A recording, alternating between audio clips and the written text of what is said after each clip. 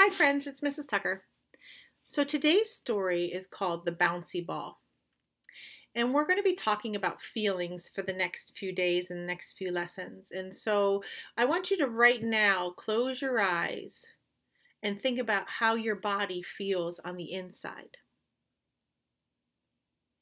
And if someone looked at you right now, would they be able to tell how you felt on the inside just by looking at you on the outside? And we're going to talk about how emotions are feelings that happen when you react to something. Your emotions can change how you look and sound on the outside and how you feel on the inside of your body. Everyone has many emotions all day long. Some emotions are strong and some are weak. Some emotions feel good and some can feel uncomfortable. So in this story, we're going to read about a child who experiences many different emotions, all before he even goes to school. So he feels a lot of different things even before he gets to school that day. And so as we listen to the story, I want you to pay attention to the different emotions that the main character feels. And I want you to think about how they change the way he looks and sounds on the outside and how he feels on the inside. One Friday morning at 7:04 a.m., something hit Gabriel right in the middle of his forehead. Boink! He frowned and rubbed his head as he sat up in bed. Then he saw his little sister peeking around his bedroom door. Gotcha! She yelled and disappeared down the hallway. Gabriel ran over and slammed the door shut. Well, that's a great way to start the day, he grumbled out loud. As Gabriel turned back around, he saw a shiny green bouncy ball on the floor next to his bed. His mouth dropped open and he ran over to pick it up. I can't believe my sister found this, he thought. Now I'll finally be able to give it back to Kim. It was great that he had that bouncy ball again, but he sure wished that his sister hadn't used it to wake him up. Gabriel pulled a pair of socks out of his dresser and glanced at his clock. It was 7:06 a.m. Oh no, he thought, I was supposed to wake up 20 minutes ago. His class was having a spelling test first thing in the morning, so he couldn't be late for school.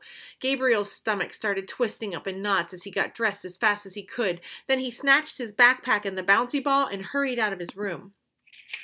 Hey, what's the hurry? Gabriel's dad asked him as he burst into the kitchen. I have to meet Kim so we can walk to school together, Gabriel answered, and I already overslept. You'll be okay, his dad reassured him. I have some extra time this morning, so I'll drive you over to the park to meet her. Gabriel's whole body relaxed and he let out a big breath as he sat down at the kitchen table. Thanks, Dad. As Gabriel ate his breakfast, his face suddenly lit up. Oh my gosh, he exclaimed. I forgot all about the farm festival today. It's going to be so much fun. His dad raised his eyebrows. What's the fall farm festival? Gabriel explained that there are going to be some real farmers visiting their school to talk about all the things that are done on a farm. Gabriel's teacher said that there would be a tractor out in the schoolyard for them to see up close and maybe even some farm animals. As he talked about the festival, Gabriel began to feel more and more tingly inside. He could hardly wait until this afternoon. Said his dad, looking out the window. It's already 7:30 and the sky is still very dark. If it storms this morning, the festival might have to be postponed. Gabriel clenched his fist around the bouncy ball and banged it on the table. That's not fair, he cried. I've been waiting all week to see a tractor. Gabriel's dad smiled at him kindly. I'm sorry, kiddo. It sounds like you have really been looking forward to this festival. Why don't you stop and take a couple of deep breaths now? As Gabriel breathed in and out, his shoulders dropped a little and he unclenched his fist. The bouncy ball rolled slowly out of his hand across the table and onto the floor. Plop! I just really wanted to see the tractor today, he said softly. Gabriel's bottom lip pushed out and his eyes filled with tears. His dad gave him a big hug and handed him a napkin. It's almost 7:45, so let's finish breakfast and get ready to leave for school. Gabriel nodded inside and kept eating, feeling very icky inside. After breakfast, Gabriel finished getting ready for school and then practiced his spelling words again while he waited for his dad in the kitchen. I think I know how to spell all the words, he thought to himself, smiling a little. Then he pulled the bouncy ball out of his pocket and began tossing it against the floor and catching it while he waited. Boing, boing, boing, boing. Suddenly the ball bounced sideways and rolled across the floor. Ah, where did it go? Gabriel thought as he peered under the table. Then he saw something sparkle in the corner. It was sunlight bouncing off the little green ball. He gasped and stood up with his mouth and eyes opened wide and turned around to see a bright ray of sunshine streaming through the kitchen window. It isn't going to storm, Gabriel. It isn't going to storm, Gabriel jumping up and down, feeling a huge burst of excitement.